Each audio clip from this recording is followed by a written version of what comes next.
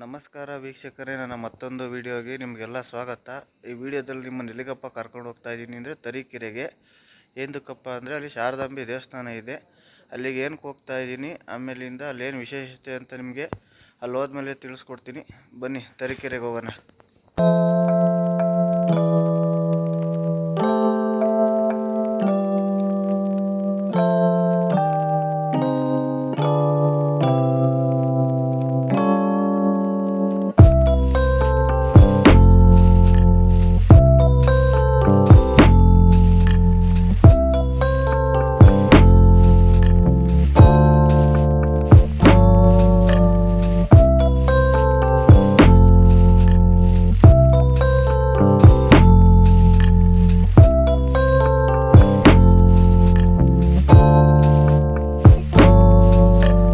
ನೋಡಿ, ಫೈನಲ್ ಆಗಿ ಅಮೃತಪುರಕ್ಕೆ ಬಂದ್ವಿ. ಇಲ್ಲಿ ಅಮೃತಪುರದಲ್ಲಿ ಅಮೃತೇಶ್ವರ ಅಂತ ದೇವರಿದೆ. ಅದ್ರ ಜೊತೆಗೇನೆ ಶ್ರೀ ಶಾರದಾಂಬೆ ದೇವಸ್ಥಾನ ಕೂಡ ಇದೆ.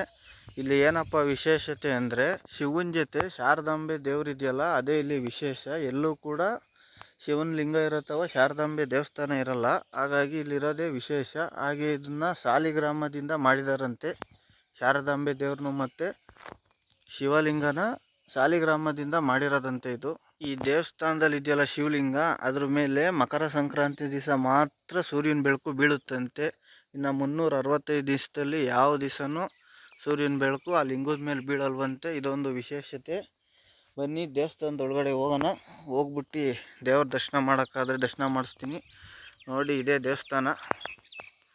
ಬನ್ನಿ ಹೋಗೋಣ. ಆಮೇಲೆ ಈ ದೇವಸ್ಥಾನದಲ್ಲಿ ಇನ್ನೊಂದು ವಿಶೇಷತೆ ಏನಪ್ಪ ಅಂದರೆ, ಶಾರದಾಂಬೆ ದೇವಸ್ಥಾನದಲ್ಲಿ ಈ ಮಕ್ಕಳುಗಳಿಗೆ ವಿದ್ಯಾಭ್ಯಾಸ ಚೆನ್ನಾಗಾಗಲಿ ಅಂದ್ಬಿಟ್ಟು ನಾಲ್ಗೆ ಮೇಲೆ ಓಂ ಅಂತ ಬರೀತಾರಂತೆ. ಅದು ಕಮಲದಳದಿಂದ. ಬನ್ನಿ, ಅದು ಆದರೆ ವಿಡಿಯೋ ಮಾಡ್ತೀನಿ, ಇಲ್ಲ ಯಾವ ರೀತಿ ಬರೀತಾರೆ ಅಂತ ನಿಮಗೆ ತಿಳಿಸ್ಕೊಡ್ತೀನಿ. ಬನ್ನಿ. ಇದು ಶಿವನ ಸಾಲಿಗ್ರಾಮ ಬಂದ್ಬಿಟ್ಟು ಅಗ್ನಿ ಸಾಲಿಗ್ರಾಮ ಅಂತೆ. ನೋಡಿ, ಈ ದೇವಾಲಯವನ್ನು ಹೊಯ್ಸಳರು ಕಟ್ಟಿಸಿರೋದು. ಇದು ಅವ್ರ ಕಾಲದಲ್ಲಿ ಕಟ್ಟಿಸಿರೋ ದೇವಸ್ಥಾನ ಇದು. ನೋಡಿ, ಶೃಂಗೇರಿ ಶಾರದಾಂಬ ದೇವಸ್ಥಾನಕ್ಕಿಂತ ಈ ದೇವಸ್ಥಾನ ಏನಕ್ಕೆ ವಿಶೇಷವಾಗಿದೆ ಅಂದರೆ, ಅಗ್ನಿ ಸಾಲಿಗ್ರಾಮ ಶಿಲೆ ಇದೆಯಲ್ಲ, ಅದರಿಂದ ಕೆತ್ತಿರೋವಂಥ ಶಿವಲಿಂಗ ಮತ್ತು ಅಗ್ನಿ ಶಾಲಿಗ್ರಾಮ ಶಿಲೆಯಿಂದ ಕೆತ್ತಿರುವಂಥ ಶಾರದಾಂಬೆ ದೇವಿಯ ಮೂರ್ತಿ ಇದೆ. ಅದಕ್ಕೆ ಮತ್ತು ಶಿವ ಮತ್ತು ಶಾರದಾಂಬೆ ಇವೆರಡೂ ಒಂದೇ ಜಾಗದಲ್ಲಿ ಇರೋದರಿಂದ ಇಲ್ಲಿ ಶೃಂಗೇರಿಗಿನ್ನ ಜಾಸ್ತಿ ಶಕ್ತಿ ಇದೆ ಅಂತ ನಂಬ್ತಾರೆ. ಹಾಗೂ ಇಲ್ಲಿ ಅಕ್ಷರಾಭ್ಯಾಸ ಮಾಡಿಸಿದ್ರೆ ಅಲ್ಲಿಗಿನ್ನ ಉತ್ತಮ ಅಂತ. ಈ ದೇವಸ್ಥಾನದಲ್ಲಿ ಅಗ್ನಿ ಸಾಲಿಗ್ರಾಮ ಶಿಲೆಯಿಂದ ಮಾಡಿರುವಂಥ ಶಿವಲಿಂಗದ ಜೊತೆ ಶಾರದಾಂಬೆ ಇರೋದ್ರಿಂದ ಈ ದೇವಸ್ಥಾನಕ್ಕೆ ತುಂಬ ಶಕ್ತಿಶಾಲಿ ದೇವಸ್ಥಾನ ಆಗಿದೆ. ನೋಡಿ, ಇಡೀ ಕರ್ನಾಟಕದಲ್ಲಿ ಇದೊಂದೇನೆ ಸಾಲಿಗ್ರಾಮ ಶಿಲೆಯಿಂದ ಮಾಡಿರೋವಂಥ ಲಿಂಗ ಇರೋದು. ಬನ್ನಿ ಒಳಗಡೆಗೆ ಹೋಗೋಣ, ದರ್ಶನ ಮಾಡೋಣ.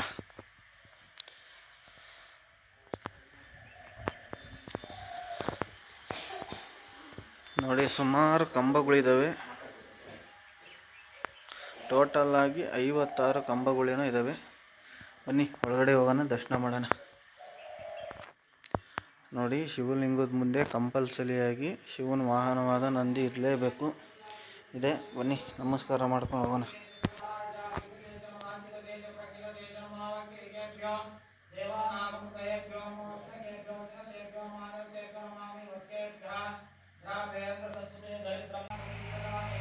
ನೋಡಿ, ಮೋಸ್ಟ್ಲಿ ದೇವಸ್ಥಾನದ್ರ ಬಗ್ಗೆ ಡೀಟೇಲ್ಸ್ ಅನಿಸುತ್ತೆ ಕೆತ್ತಿರೋದು. ಹಳೆಗನ್ನಡದಲ್ಲಿದೆ.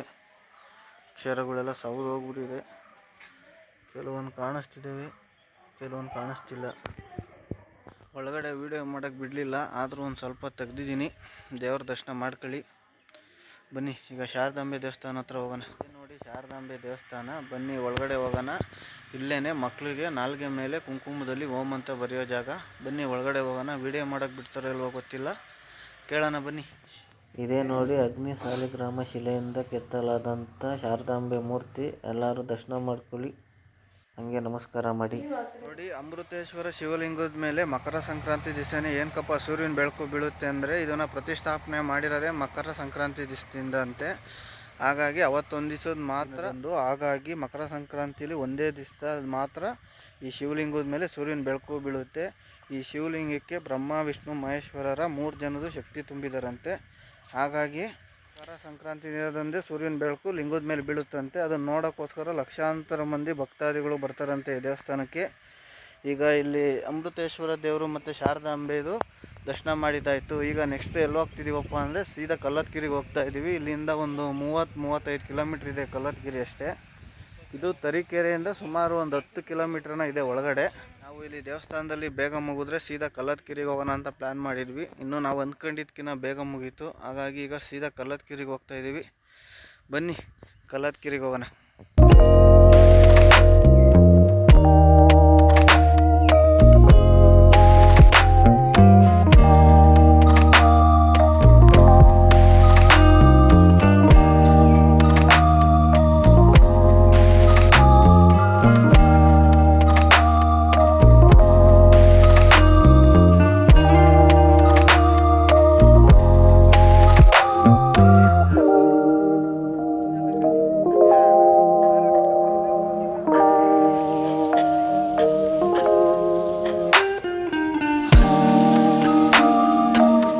ನೋಡಿ, ಹೊಸಳ್ಳಿ ಅನ್ನೋಂಥ ಒಂದು ಊರಿಗೆ ಹೋಗೋ ಜಾಗದಲ್ಲಿ ಸೇತುವೆ ಇತ್ತು. ಹಂಗಾಗಿ ಸೈಡ್ಗೆ ಹಾಕ್ಬಿಟ್ಟು ಮನೆಯಿಂದ ಮಾಡ್ಕೊಂಬಂದಿರೋ ಚಿತ್ರಾನ್ನ ತಿಂತಾಯಿದ್ದೀವಿ. ಚಿತ್ರಾನ್ನ ತಿಂದ್ಕೊಂಡು ಸೀದಾ ಕಲ್ಲತ್ಗಿರಿಗೆ ಬನ್ನಿ ಹೋಗೋಣ. ಈಗ ತಾನೇ ಕಲ್ಲತ್ಗಿರಿ ಪಾರ್ಕಿಂಗಿಂದ ಕಲ್ಲತ್ಗಿರಿ ಫಾಲ್ಸ್ ಹತ್ರ ಹೋಗ್ತಾಯಿದ್ದೀನಿ. ಬನ್ನಿ ಫಾಲ್ಸ್ ಹತ್ರಕ್ಕೆ ಹೋಗೋಣ. ಫಾಲ್ಸ್ ತೋರಿಸ್ತೀನಿ ನಿಮಗೂ. ಇವತ್ತು ಭಾನುವಾರ ಆಗಿರೋದ್ರಿಂದ ಜನ ರಶ್ ಜಾಸ್ತಿ ಇದ್ದಾರೆ. ನೋಡಿ, ಇದೇ ಕಲ್ಲತ್ಗಿರಿ ಫಾಲ್ಸು. ಸ್ನಾನ ಮಾಡಿಕೊಂಡು ಸೀದಾ ವೀರಭದ್ರ ಸ್ವಾಮಿ ದರ್ಶನಕ್ಕೆ ಹೋಗೋಣ. ಬನ್ನಿ ಹೋಗಿ ಸ್ನಾನ ಮಾಡೋಣ.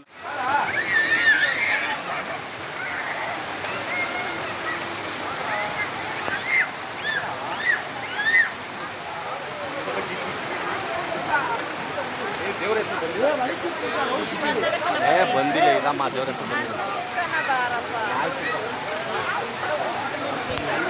ನೋಡಿ, ವೆಂಕಟೇಶ್ವರ ಸ್ವಾಮಿ ದೇವ್ರು ಬಂದಿದೆ. ಪುಣ್ಯ ಮಾಡಿಸ್ಕೊಂಡು ಹೋಗಿರಬೇಕು.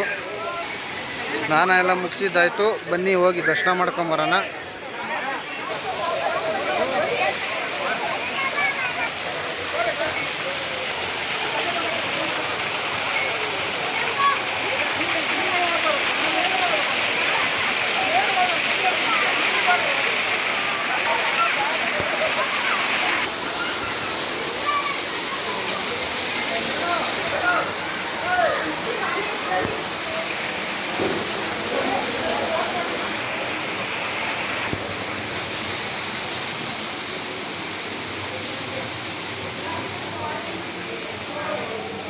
ನೋಡಿ, ಇದೇ ವೀರಭದ್ರ ಸ್ವಾಮಿ. ಎಲ್ಲರೂ ದರ್ಶನ ಮಾಡ್ಕೊಳ್ಳಿ, ಕೈ ಮುಗಿರಿ. ನೋಡಿ, ಈಗ ತಾನೇ ವೀರಭದ್ರ ಸ್ವಾಮಿ ದರ್ಶನ ಮಾಡ್ಕೊಂಬಂದ್ವಿ. ಈಗ ಇಲ್ಲಿ ಇನ್ನೊಂದು ದೇವಸ್ಥಾನ ಇದೆ. ಅದು ಯಾವ ದೇವಸ್ಥಾನ ಅಂದರೆ ಚೌಡಮ್ಮನ ದೇವಸ್ಥಾನ. ಅದನ್ನೇನಂತ ಕರೀತಾರೆ ಅಂದರೆ ಕಟ್ಟಿನ ಚೌಡಿ ಅಂತ ಕರೀತಾರೆ. ಬನ್ನಿ ಈಗ ಅಲ್ಲೋಗಿ ದರ್ಶನ.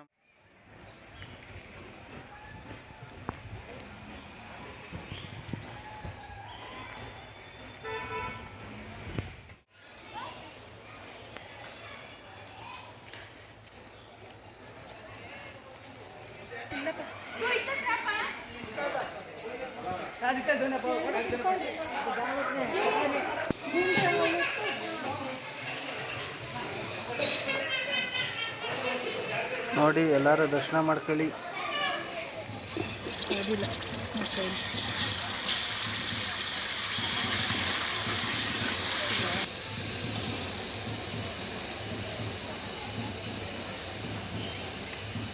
ಈ ಚೌಡಮ್ಮನ ದೇವಸ್ಥಾನಕ್ಕೆ ಬಂದಿದ್ವಲ್ಲ, ಅಲ್ಲೇ ಒಂದು ಕೋಳಿ ಕುಯ್ಸಿ ಕ್ಲೀನ್ ಮಾಡಿಸ್ಕೊಂಡು ನೋಡಿ ಮಧ್ಯಾಹ್ನಕ್ಕೆ ಅಡುಗೆ ರೆಡಿ ಮಾಡ್ತಿದ್ದೀವಿ. ಅಡುಗೆ ಮಾಡಿ ತಿಂದ್ಬಿಟ್ಟು ಹೊರಡೋದು.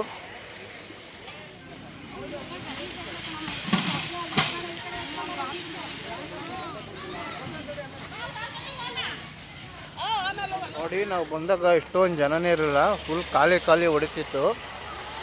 ಮಧ್ಯಾಹ್ನ ಅಷ್ಟೊತ್ತಿಗೆ ಎಷ್ಟು ಜನ ಬಂದಿದ್ದಾರೆ ಅಂದರೆ ಸಿಕ್ಕಾಪಟ್ಟೆ ಜನ. ಅದೇ ಬಂದು ಎಲ್ಲ ನೋಡಿ ಇಲ್ಲಿ ಅಡುಗೆ ಮಾಡ್ಕೊಂಡು ತಿನ್ಕೊಂಡು ಹೋಗೋದು. ನೋಡಿ, ಇಲ್ಲಿ ಅಂಗಡಿಗಳಿದಾವಲ್ಲ, ಇಲ್ಲಿ ಸ್ಟವ್ವು ಗಿವ್ವು ತಪ್ಪಲೆ ಗ್ಯಾಸು ಸಿಲಿಂಡ್ರು ಎಲ್ಲ ಸಿಗುತ್ತೆ. ಇಲ್ಲಿ ಚಾಪೆಯಿಂದ ಹಿಡಿದು ಟಾರ್ಪಲಿಂದ ಹಿಡಿದು ಎಲ್ಲ ಸಿಗುತ್ತೆ. ಅಲ್ಲೇ ದೇವಸ್ಥಾನ ಮುಂದಗಡೆ ಕೋಳಿ ಅಂಗಡಿ ಕೂಡ ಇದೆ. ಕ್ಲೀನಿಂಗ್ ಎಲ್ಲ ಮಾಡಿಕೊಡ್ತಾರೆ. ಏನು ಕಷ್ಟ ಏನಿಲ್ಲ, ಸಮಸ್ಯೆ ಇಲ್ಲ. ಎಲ್ಲ ಥರದ ಸೌಲಭ್ಯ ಕೂಡ ಇಲ್ಲಿ ಸಿಗುತ್ತೆ. ಬೇಕಾದ್ರೆ ಒಂದು ದಿನ ಟ್ರಿಪ್ ಮಾಡ್ಕೊಂಡು ಹೋಗ್ಬೋದು ಬಂದು.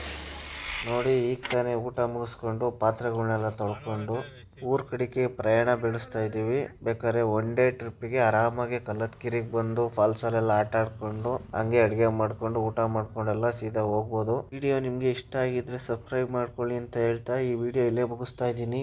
ಬಾಯ್.